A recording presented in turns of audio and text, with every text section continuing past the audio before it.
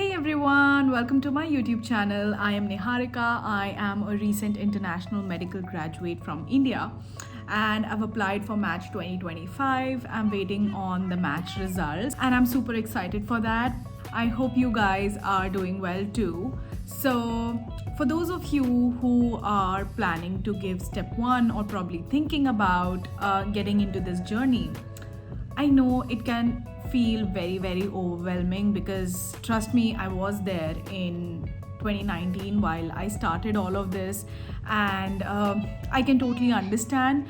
But trust me, it will pass. And today I'm here to discuss with you my journey, my story, my recommendations, things I wish I knew while I started my step one preparation. And today I'm going to be sharing all of that with you. So, starting with why did I want to do USMLE was because when I gave NEET UG, I was pretty confident and I was also, very desperate that I wanted a government college, that too in Delhi, because I lived in Delhi and I didn't want to move from my house. But neither did I get a college in Delhi, nor was it government. So I got a private college in Haryana. I was so disheartened. And also, you would know that there is a huge difference in the cost when it comes to the fee of a government medical college versus a private medical college. And the fact that I knew that I was capable of doing it, plus I couldn't afford a drop year because I didn't want to take it, because I knew what it looked like when people take drop year, and I personally was really scared and I didn't want to take it. I opted for the private college, but there was this guilt that oh my god, I'm in a private college, and honestly I used to look down on it, whereas there's nothing to look down in a private medical college, and it's perfectly okay if you're in it, and that is what I understood over the years. But I'm just telling you my story, how I initially felt. So initially I was very disheartened, very demotivated. I thought that look, it's gonna be the end, and I've come here to such an expensive place and my family has to pay so much, whereas I knew that I was capable of getting into a government college, and this all could have been done at such a low cost. And here I am, and there were so many thoughts in my head, and for an 18-year-old to take all of that stress, I made up my mind. I want to sponsor my own residency. I don't want my family to pay even a penny for my residency. At that moment I had this adrenaline rush, and this belief that no, I just want to do a residency outside of India and I'm not gonna spend money on that. Honestly, I had gone to the US only once before that, and I did not visit any other country that I thought would be would provide me that kind of an education in my medical field. So I decided that okay, I'm gonna do my residency in the US, and that's final.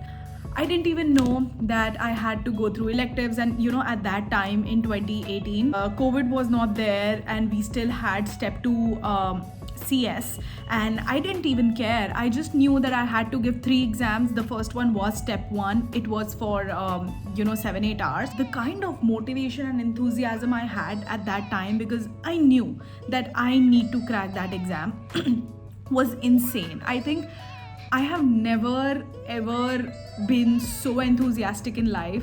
I don't know what was in me at that moment. The number one challenge that I had was lack of guidance. Like at that moment, I knew that everybody was enjoying medical college, and this is when I was in my first year. I knew that everyone was enjoying medical college. They had just entered, they were, getting used to the system of how anatomy, physiology, and biochemistry works. And there I was thinking about my residency. Like I need to do residency, and I will not be taking a drop year after my medical school ends and everything. I tried to sought some guidance from my professors, but it was not of good use. And I didn't try to include a lot of my friends and batchmates, because I knew that if I would vocalize that kind of an idea, nobody would take that seriously. And I understood that people initially had a lot of motivation, and then when you start with kind of study partners and then they lose motivation and along with them you lose motivation. I didn't want that kind of situation to happen. I knew that whatever my purpose was regarding this whole thing, that was unique to me. I don't know if anybody else was thinking about it, but I knew that I had to traverse this path alone, like the step one path alone, and I want to do it by myself. So I got in contact with someone. He was also preparing for step one, and how funny it is that right now he's preparing for Australian medical entrance exam and not for the US, and he guided me regarding everything. I started with Kaplan because I understood that I need to start with the most basic resources, because I did not have an idea. I was in the second year of my medical school, and trust me, my first day of second year of medical school and I started my step one preparation, I was that enthusiastic.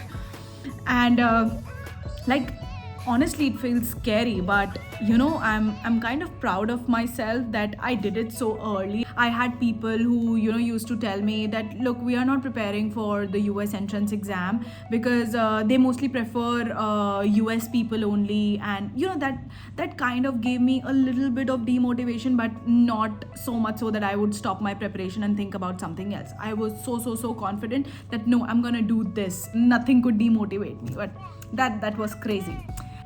And then I started with Pathoma and everything. I used to be very disciplined with my reading and everything, and I could actually see the difference I had, like the kind of a person the preparation was making me. It was actually making me very competitive in my own class as well. Because look, I'm gonna tell you one thing, that while you are studying for actually your first year of medical school or second year of medical school, they will try to put in all sorts of knowledge in your head, which goes beyond the capacity of a teenager. So while I was studying for step one, I was only taking in the most important points and the clinical knowledge and everything, and actually they want that in the end. So what happens in the Indian education system, they will try to put in all the knowledge in your head, be it the factual knowledge, conceptual knowledge. They will not put it into the clinical form, but they'll put all the knowledge in your head, and at the end of the medical school they would want you to apply it in a clinical way, which is kind of difficult for a person to adapt into. But while I was preparing for my step one, I was reading it in the clinical way, so my brain got wired in that way only. And I'm so glad that I started on to this journey, because even if I did not have to pursue USMLE any further, even after step one, I was competitive enough. Even if I had to prepare for NEET, PG or any other exam, my brain, it was wired in a clinical sense, and that is how the exams are right now. Then a very big shift happened, and it was COVID. But trust me, COVID was a blessing in disguise for me, because I got all that free time which otherwise I wouldn't have got, because I was in my second year of medical school. And I think whole of my second year of medical school, it was during COVID. So we were at home, I got lots and lots of time, and I'm so glad that I was so disciplined that I used to study daily. My target was to complete Kaplan during the biggest COVID break that we got. That was almost about 10 months. I took care of my health. I was exercising, I was studying daily, I was also testing myself. I was regularly doing flashcards, because flashcards were my savior. I think spaced repetition and active recall were the two big strategies that helped me a lot during my step one preparation, because I knew that this was the foundation. This was not only going to help me with step one, but also with step two, or with my medical career in general.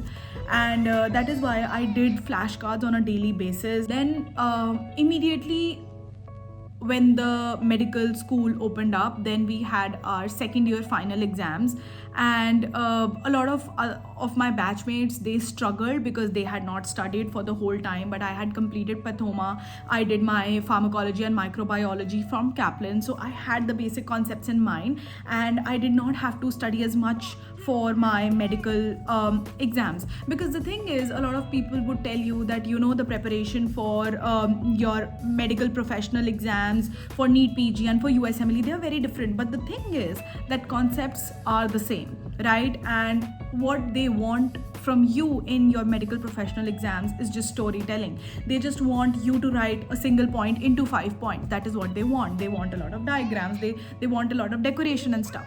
And I mean, I could do that. And if not that, like pathology professional exams were very lengthy, and I could at least write the most important stuff so that I could get at least the required marks that I needed to pass and everything. And I still remember that in one of the sent up exams in pathology, I got full marks, like full marks in pathology exam, in sent up exams.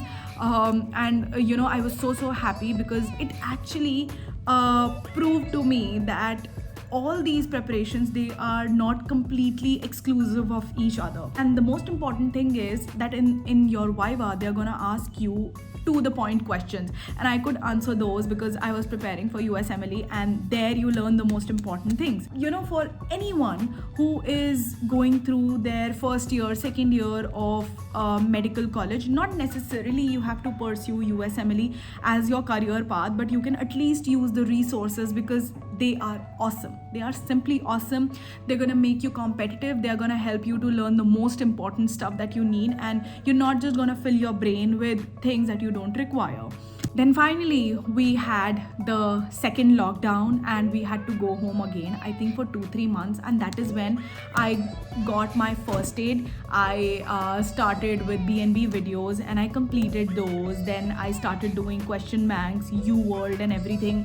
And then I kind of started my dedicated time towards step 1 preparation. And all of this happened, I think we had 2 lockdowns during my third year, and I did not study a lot during my third year, like no ophthalmology, no ENT, and not even community medicine. I did not study that. I completely studied my step 1, because as you know, the third year is kind of chill for us. So I think during my third year, I think it was 2020 is the time that I gave my step 1, and I gave it on January 18th. The funny thing is that same year on January 2026, they announced that they're going to be changing step 1 from a score to a pass fail. But I was so enthusiastic and confident that no, I would want to give my step 1 during the score time and not during pass and fail, because I wanted to show them that how early I gave my step 1, that I will have a good score. So I also want to prove it to them that look, I have gotten a good score. I can have this kind of knowledge during my medical school only.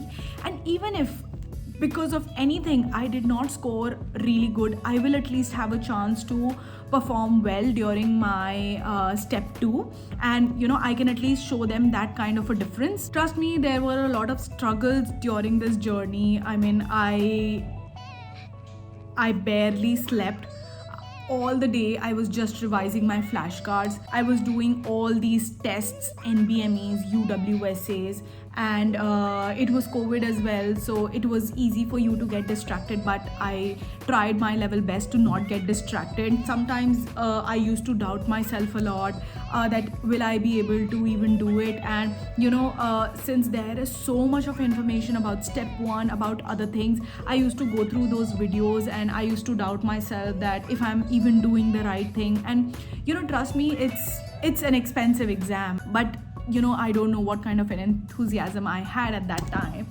and I just knew that I had to do it. So I used to get disheartened if I did not get desired marks during my NBME. And to be really honest with you, at the beginning of my preparation with step 1, I couldn't even imagine myself sitting in the Prometric center and giving the exam.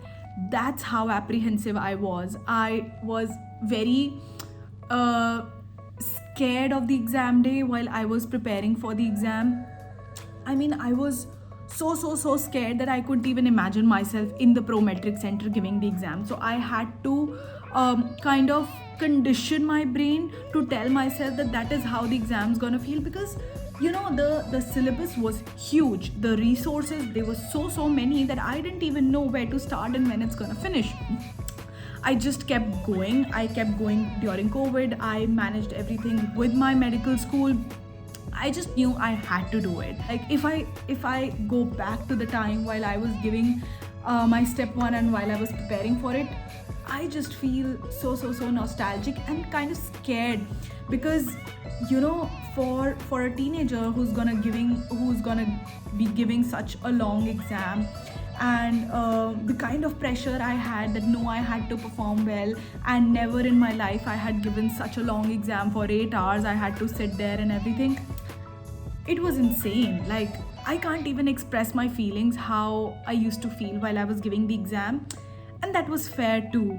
So, talking about the resources, I did everything. I did Kaplan, I did BNB videos, I did first aid, I did UWorld, I did Pathoma, and I did some of Sketchy. I did a lot of flashcards for you to get a detailed idea about the kind of resources that I used and how I used it. You can check out my video on the USMLE step 1, 2 and 3 resources, and there you can get detailed information about all these resources and how I use them. Time waits for none, and that is how my exam day was here.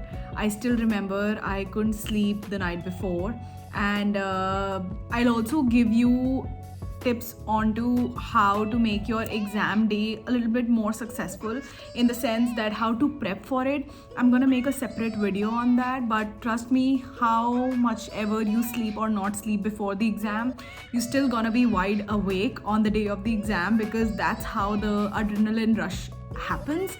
I still remember that we stayed at a friend's place, because it was January and there was a lot of fog, and I didn't want to mess up anything on the exam day. And I reached the Prometric Center on time, and I was just so apprehensive. I got all the checking done and everything. I still remember what I wore. I still remember what I had for lunch, and I do remember that I couldn't manage my breaks that well, because at the end I did not have enough time to take breaks. I also remember that my first block went pretty well, and after that I became a little bit more confident on the exam, but then my subsequent blocks, they were not that good. And then every time I took a break, I told myself that no, you have to perform to your best capacity, just give your best. After the exam was over, I had such a bad migraine, because I had never ever in my life given such a long exam. I was looking into the computer for so long, like straight 8 hours, and it was very tiring. I had this migraine, and I can never forget what happened after the exam. Suddenly, what happened was that there was this biostatistic question in the exam, which I calculated, and I got the answer, and that was in a fraction, and I had to convert it into a whole number. And I knew what the right answer was, like after my calculation, but I marked the wrong option, and I suddenly remembered that after the exam, and I was so pissed off. I was annoyed. I was so upset that how can I mark an answer wrong when I know which is the right one. Like, somehow in my head I did not convert the fraction right, and that was a very easy conversion, and I got that wrong, and I still feel very bad about it, but that's okay. Like, that's in the past now. But I'm just telling you how my experience was, and how little things can affect us during the exam and even after that. Honestly, I was very happy after the exam, and I personally think that step 1 is the most difficult one, because that's actually the very first step. And once you have given step 1, not only you have more experience, but it just gets the ball rolling. It actually gives you a sense of how the other exams, like how step 2 and step 3 are gonna be. And people actually gain in a little more confidence in you when you talk with them about electives, about your USMLE, because you've given step 1. So you have done something on your part. That is why they rely on you a little more. So now I'm going to be talking about the things I wish I had known before starting with my step 1 preparation. And the first one's going to be that it is a really long-term game. right? Step one is just the first step, and then the journey is really long. So it's not a sprint but a marathon. So make sure that you are not burnt out. Make sure you do not invest a lot of your energy, like not your whole energy, into one thing. You will surely be disheartened if you're going to do that. So make sure you take enough breaks, you go out with friends, spend time with families, practice your hobbies, like do everything that matter to you, because this is a long journey and you need to have, you know, your calm and your peace with you to just keep going every day. So it's gonna be a constant effort and not like a few months thing. The next thing would be getting stuck with a lot of resources, and this is what I've also talked about in my video where I talk about the resources for step 1, 2 and 3, that don't have a mindset that keeps you stuck.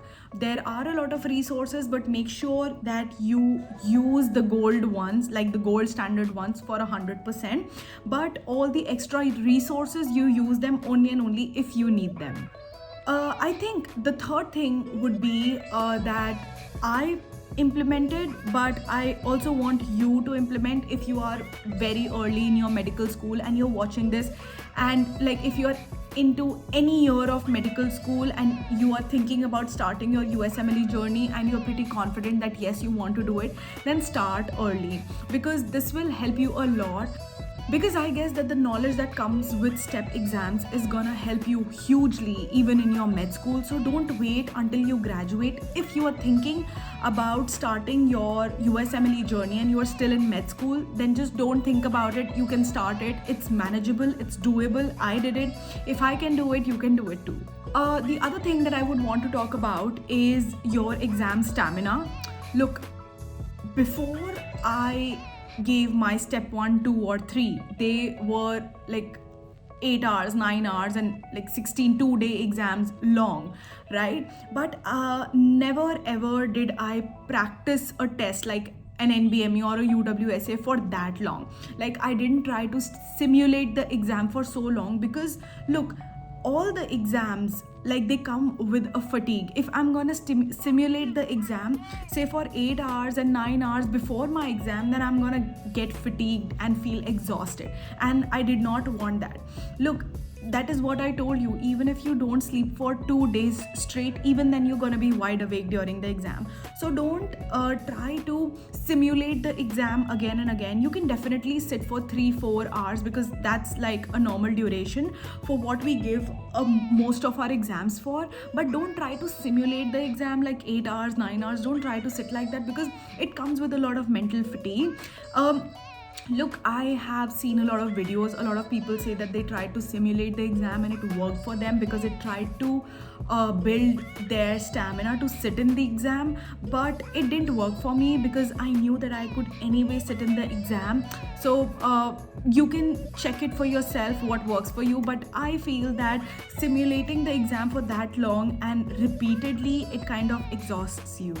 And then finally, I would say that your mental health matters the most, because as I told you, this is not a sprint, this is a marathon. You need a lot of mental energy to keep going, to keep pushing you every day. And every day is not going to be the same. Some days you're going to feel a lot of self-doubt. You're going to feel demotivated. You'll feel, why am I into this? Trust me, while I was preparing for step 1, I used to watch people's video while they used to go to the US for their electives and stuff, and I would also see them enjoying. I repeatedly asked myself this question, that when will I go, when will I get the opportunity to enjoy? And more than enjoying, I was worried that how will I be able to do all of this stuff, and it's just gonna be so difficult, it's so long. But trust me, here I'm sitting here. I am so glad and grateful that I was able to experience it all. And I would say that again, that if I can do it, so many people can do it, you can do it too. So if you are in your step 1 journey, just keep going. Don't think about step 2, step 3, electives, nothing. Just think about your step 1. Just take one day at a time, and I'm so sure that it'll pass and you'll do really good. It just needs more of purpose than motivation. I used to feel as if this will never ever end, but today I'm sitting here and I feel so glad that I'm almost at the end of it. I just want to share with you that more than the destination where we all want to go, that is, we want to match, I love the kind of person that I have become because I was not this confident to speak. I never ever imagined that I could make YouTube videos, and I could only and only make it because I was in this journey. I could know myself so well because I was in this journey. I discovered so many things about myself. I came across some fantastic, the most amazing people because I was in this journey. So trust me that it will be all worth it in the end, and just keep going, keep working hard. It surely feels very, very long, but it's just gonna be worth it in the end. And if the question is that how do you manage medical school along with your step 1 preparation, then the answer would be just be consistent. Like, just be consistent with your preparation. Try to give dedicated number of hours in a day to your step 1 preparation along with medical school as well. Use each and every minute during the day to study for the most important things. Like, take the time during your postings or your anatomy lab, or probably while you are free, to learn things, right? Just set a schedule where you know that you're going to be learning either about the medical professional exams, or you're going to be learning about the step 1, or for that matter any step that you are preparing for. So that's it, guys, for this video. I hope that I could help you with my story, my recommendations. Let me know if you have any questions. I'll link down my email ID, so in case you have any particular questions or you would want me to make a particular video on any topic, just let me know. I'm going to be making separate videos on my step 2 and step 3 as well. Along with that, I'm also planning to make a video on the exam day in general, because that's going to help you for step 1, 2 and 3 prep. Make sure you like, share and subscribe to my YouTube channel, and I'm gonna meet you very, very soon in another video. Bye.